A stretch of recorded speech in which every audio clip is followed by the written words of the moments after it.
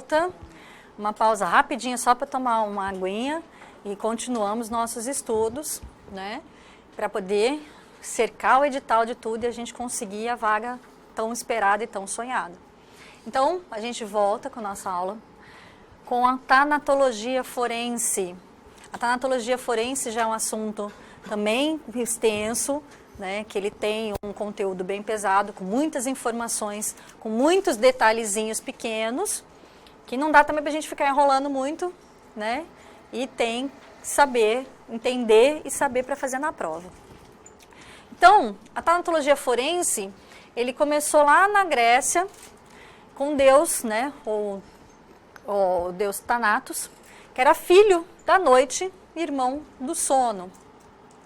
E o deus Thanatos, ele era representado com asas, tendo nas mãos uma foice, que é aquele verdadeiro anjo da morte, que eles falavam, que a gente vê até nos desenhos, né? No desenho da Turma da Mônica tem a morte com a foicezinha na mão, só não tem as asinhas.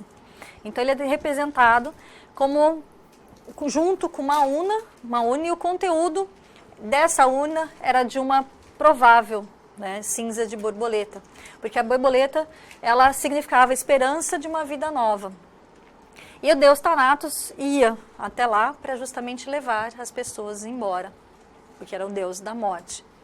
Na Grécia, a união dos radicais, né, no grego, Thanatos e Logos, ele quer é o estudo. Tudo que tem Logos é o estudo. Então, a tanatologia, ela é o estudo da morte. No entanto, os estudos realizados nas últimas décadas deixaram clara a possibilidade de estender-se essa definição inicial. Ela pode ser estendida não só como estudo da morte. Ela pode ser estendida também com a definição de a cessação de fenômenos vitais pela parada das funções cerebral, respiratória e circulatória, de acordo com França, em 2017. Ou, né, a maioria dos autores, ela define de uma forma mais resumida como a ciência que estuda a morte e os problemas médicos e odontolegais dela decorrentes. E mais resumido ainda, cessação total e permanente das funções vitais. Tá? Então, a tanatologia nada mais é do que isso. O estudo da morte. Bem no sentido estrito da palavra tanatologia, que é o Thanatos e Logos. Então, a tanatologia parte do exame de local. A partir do exame de local da morte, você pega informações acerca dela. Então, você vai chegar no local da morte, fazer um exame perinecroscópico, né? Para ver o que aconteceu ali, como está, qual foi a causa da morte, qual é o tempo da morte que ocorreu ali, quais são os fenômenos que estão ali em volta para que tenha ocasionado essa morte. Então, ele atende, né, os dados do exame necroscópico e procura estabelecer a identificação do cadáver, o mecanismo, o tempo, a causa e o diagnóstico diferencial da morte. Se foi acidente, se foi homicídio, se ele foi suicídio ou uma morte de causa natural. Então, o exame perinecroscópio é de extrema importância para diagnosticar e para se chegar à conclusão disso. Principalmente, né, nos casos quando você acha um corpo e a pessoa já tem uma identificação, é a causa da morte. Que os familiares, os conhecidos, que eles querem saber é por que matou. Qual foi a causa da morte? Se foi morte, como eles dizem, né, morte morrida ou morte matada, né? Então, você tem, a partir desse exame necroscópico e dos fenômenos consecutivos que são decorrentes, né, daquela morte, você consegue ter essas informações. Seu conhecimento é de extrema importância para todos os envolvidos nas investigações pós-morte, respeitadas as devidas atribuições legais. Então, como a gente estuda a morte, a gente tem que saber quais são os tipos de morte que estão, né, no dia a dia pericial. A gente pode ter a morte natural, que é óbvio, né? Aquela morte, como o nome diz, ela advém de um processo esperado, previsível, vem naturalmente. Envelhecimento natural, uma patologia, você já tem uma patologia pré-existente, então você sabe que aquela patologia pode ocasionar a morte. Tá? Uma suspeita, que é uma dúvida quanto à natureza natural, se ela é natural ou violenta. Nós estávamos aqui no presencial brincando a respeito, né, de morte natural e morte violenta, quando eles estavam comentando aqui de uma seita que utilizavam-se substâncias que não eram facilmente detectadas, ainda mais na época que tinha essa seita, em pessoas que morriam de infarto. Porque em determinado país não é permitida a eutanásia, então eles usavam essa substância, essa planta, para que tivesse uma morte, entre aspas, natural. A pessoa vem a ter um infarto, né, uma parada respiratória, então parece que veio de forma natural. Se a pessoa suspeita que ela não foi natural, né, faz-se os exames necessários. Ok? A morte súbita ocorre quando, sem apresentar sintomas de patologia. A gente ouve muito dessa questão da morte súbita, né? E até um tempo atrás nós discutimos em algumas aulas a respeito das mortes de jogador de futebol, que normalmente é um homem jovem que sempre praticou exercícios físicos e morre durante uma partida. Qual foi a causa da morte? Às vezes ele tem uma patologia, mas não sabia. Então ele de uma hora para outra faleceu subitamente. Ação violenta, exógena e lesiva, que ela pode ser acidente, homicídio e suicídio. Uma morte voluntária, que é o conhecido suicídio, quando alguém provoca a sua própria morte. E agônica, que é a extinção das funções orgânicas e vai lentamente. A morte agônica pode ser normalmente por doenças, né, que vai gradativamente piorando, por envenenamento, que a gente comentou na última aula a respeito do arsênio, que você vai se envenenando e a pessoa vai ficando doente e gradativamente ela vem adquirindo problemas de saúde, vai parando os órgãos, né, por doenças também, e então vai gradativo. E aí quando a pessoa morre, o que acontece com aquele cadáver, né, de uma forma assim, sem precisar mexer em exame, sem ver nada? Se for uma morte natural, por exemplo, você faz as inumações. A inumação simples, que você verifica o óbito, se for uma morte natural, né, faz a verificação de óbito, põe numa sepultura, num caixão, numa sepultura, e faz a inumação dela, e faz o enterro dessa pessoa, o velório e o enterro. Ela tem que ser de 24 a 36 horas. Mas isso depende, esse tempo de 24, com no máximo 36 horas para fazer a inumação simples, vai depender também da morte que teve aquela pessoa. Tá? Se é uma morte violenta, se ela teve alguma epidemia, uma doença infecto-contagiosa, se foi exposto a algum tipo de radiação. Né? E aí, exposto a um tipo de radiação, algum tipo de radiação, você tem que ter um caixão especial, uma sepultura especial, não pode abrir, tem que ser lacrado, uma série de coisas, e o tempo de inumação dele tem que ser menor, tem que ser adiantado. Então pode acontecer isso também. Então a média é de 24 a no máximo 36 horas. A inumação com necrópsia é obrigatória em todo tipo de morte violenta e também, né, é sugestiva, assim, sugere-se que, ou recomenda-se que, seja feita em mortes suspeitas. Porque como a gente estava comentando aqui agora, de uma morte natural, suspeita, ela pode ter sido, ao invés de natural, ter sido violenta ou provocada. Então, se for em morte suspeita, também recomenda-se que faça a necrópsia. Em hospital, que é o chamado de necrópsia clínica, ela costuma exigir um termo de permissão dos parentes para que eles possam realizar no paciente, certo? Em casos de dúvidas, quanto ao diagnóstico da morte, tem que ser feita a necrópsia. Não tem jeito, que foi o que eu falei para vocês. É uma morte suspeita, estou com dúvida da morte. O mesmo que tenha se atestado em hospital, tenha feito-se a necrópsia clínica, ainda tem dúvida, faz a necrópsia, tá? Nesse caso, aliás, perdão, está no hospital, atestou-se o óbito, mas mesmo assim tem dúvida, é melhor fazer. Mas sempre no hospital com autorização dos parentes, dos familiares.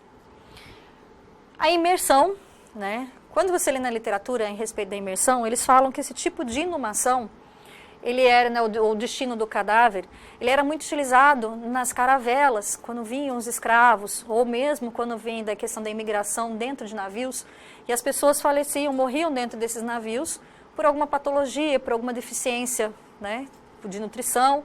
Então, para que não tivesse aquele mau cheiro e o mal-estar entre a tripulação, entre os passageiros, eles jogavam no mar para evitar a putrefação e até esse mau cheiro, tá? Para que evitasse transtornos e até mesmo se fosse decorrente de alguma patologia, para que evitasse uma epidemia e a disseminação dessa doença no navio, certo? Em algumas seitas, né, eles faziam a destruição dos cadáveres. Por quê? Eles jogavam aos abutres para que fizesse a limpeza desses cadáveres, né, nessas seitas, que se destruísse tudo, porque não tivesse o fenômeno de putrefação, porque eles acreditavam que esse fenômeno de putrefação, eles iam contaminar a terra, a água e o fogo, porque nessas seitas a terra, a água e o fogo são sagrados. Então, para que não fosse contaminado e não tirasse aquele ciclo natural, eles davam aos abutres, ou os mais conhecidos para os urubus também, né? Para que fizesse a ingestão dessa carne humana, para não ter a contaminação. E a cremação, que para a gente também já é um pouco mais comum, né? Muita gente solicita hoje que seja feita a cremação do seu corpo, que você transforma ele em cinzas. E aí que a gente estava comentando agora na outra aula de identificação pela arcada dentária, até quantos graus Celsius se consegue manter? Qual é a temperatura que você tem o ponto de cinzas ou a calcinação total, né? Em fornos elétricos especiais colocados a temperatura de 800 a 1000 graus Celsius, você consegue colocar um corpo humano de um adulto e de 1 a 2 horas no máximo você transforma aquele corpo todo em cinza. Então, normalmente de 800 a 1000 graus Celsius. Tá? Transformou ele tudo em cinza, são colocados em urnas e entregue à família, ou a família acaba colocando em algum local e faz-se os rituais normais, né? E aí, com a morte, a gente tem vários fenômenos que são decorrentes dela e que são separados em fenômenos abióticos e transformativos, né? Dentre esses fenômenos abióticos, são aqueles imediatos, como o nome diz, que ele ocorre logo após a morte, e os consecutivos, que conforme passa o tempo, ele vai acontecendo. E depois ele tem os fenômenos também que podem ocorrer, os transformativos, que ele pode ou destruir ou conservar o cadáver, ou o corpo humano.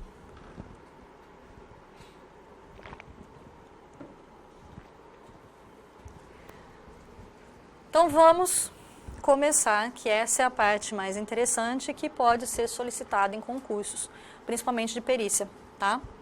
Os fenômenos abióticos imediatos, como o nome diz, eles ocorrem logo depois da morte. Morreu, já começa a se ter esses fenômenos. Então, o primeiro fenômeno, de acordo com França, em 2017, é a perda da consciência. Óbvio, né? É uma coisa que a gente fala é mais óbvio. A pessoa perde a consciência. Perdeu a consciência, ela começa a perder a sensibilidade. Porque se ela já está sem consciência, ela teve uma parada cardíaca, ela teve uma parada respiratória, perdeu a consciência, ela já vai começar a perder a sensibilidade. Depois, né, a motilidade e o tônus muscular. Que a pessoa quando está, né, vocês já viram em filmes ou já fizeram um teste, quando a pessoa está morta, você pega, ela perde totalmente o tônus muscular, ela não tem mais aquela força. Apesar de você tentar pegar a pessoa, ela ficar pesada, ela não tem mais aquela força, porque ela não consegue se sustentar, tá? Para a respiração, também, né, é óbvio que se ela continua respirando é porque ela não está morta, cessa a respiração, a circulação e a atividade cerebral. E depois tem, né, os consecutivos, ou seja, a pessoa morreu ali no local aberto, teve todos esses sinais e sintomas de morte, e ele vai continuar. Né, porque ali ninguém mexeu, ninguém levou para lugar nenhum, não fez inumação, ou mesmo na inumação. Ele vai seguindo os fenômenos consecutivos. Começa a primeira desidratação tegumentar, ele começa a perder a água, né, o líquido. Então, ele tem uma diminuição de peso, começa a ficar a pele enrugada, né, que é o pergaminhamento da pele, disseca, né, fica bem ressecado as mucosas e o lábio, e tem a modificação dos globos oculares. A tela vai ficar viscosa, chamada de sinal de Stennon-Lewis. Esses sinais são importantes você guardar os nomes e ligar a ele ao que ele causa, né? Então, o sinal de luz, ele é essa perda dessa tensão do globo ocular. A córnea vai ficando mais transparente, então essa turvação da córnea, tá? Mancha negra da esclerótica, ou seja, a esclerótica vai ficando mais negra no olho, no globo ocular, que é o sinal de Sommer e Large. Às vezes aparece uma manchinha bem no globo ocular, ou nessa parte branca, ele fica uma mancha. Não que aquela pessoa tenha uma mancha ali, mas é que ela vem num sinal consecutivo da morte. Mancha de cor enegrecida devido à transparência do pigmento coroidiano circular oval, raramente triangular, no quadrante esquerdo do olho, que é o que eu falei para vocês agora. Após 8 horas da morte, tem a deformação da íris e pupila à pressão digital, que é o sinal de Ripoll. Então, fez a pressão digital na íris e na pupila, né? Porque a pupila, quando você joga ou faz uma pressão digital, ela tende a fechar. Então, quando você faz essa compressão digital, a pressão digital, ela desaparece. Ela deforma e não volta no lugar. Então, é o sinal de Ripoll. E aí, o que a gente sabe, né, o esfriamento do corpo, o algor mortis, que eles chamam de um termo técnico, começam a esfriar pés, mãos e a face. Os trabalhos, né, ali, segundo o professor França, também dizem que ele pede 1,0 graus Celsius por hora. A cada hora se diminui 1,5 graus Celsius. Então, se a gente tem em torno de 37,5 de temperatura de graus Celsius, agora, aqui nós estamos às 5 horas da tarde, às 6 horas você já vai estar, se for 37,5, com 36. 36 vai diminuindo para 34,5 e assim vai. Ele a cada hora vai diminuindo 1,5 graus.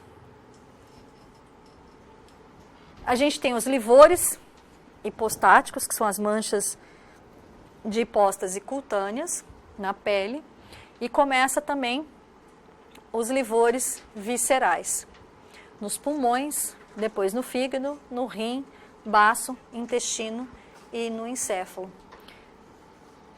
O mecanismo que ocorre esses fenômenos consecutivos, você tem pela parada da circulação, ação da gravidade, que ele acumula o sangue intravascular nas partes mais baixas do corpo, exceto nas regiões de pressão. O início, em algumas regiões, se coalescem e aparece de 2 a 3 horas após a morte e se fixa de 8 a 12 horas. O que é importante a gente saber a questão do livor, né, das manchas de hipóstase cutâneas? Você saber qual é o posicionamento da morte, de que ele morreu. Se ele foi em decúbito dorsal, decúbito ventral, se foi sentado. Porque quando a gente está em vida, você apertou, ele fica branco e solta, não é? Você fez o pressionamento, você está mais clarinho, você pressionou, ele solta, ficou branco. Ali ele vai ficar também. Se ele ficou em decúbito dorsal, onde ficou encostado, ele fica totalmente branco. Ele não aparece os livores, porque por gravidade o sangue vai descendo e vai ficando, por exemplo, nas costas ou nas nádegas que não estão encostados em algum lugar. Se ele está deitado, a parte que encostou no chão fica branca, porque não há essa deposição justamente por causa da pressão. Então, começa a aparecer de 2 a 3 horas após a morte, né? Se movido o cadáver também, você consegue verificar se ele foi movido ou não. E fixa-se de 8 a 12 horas.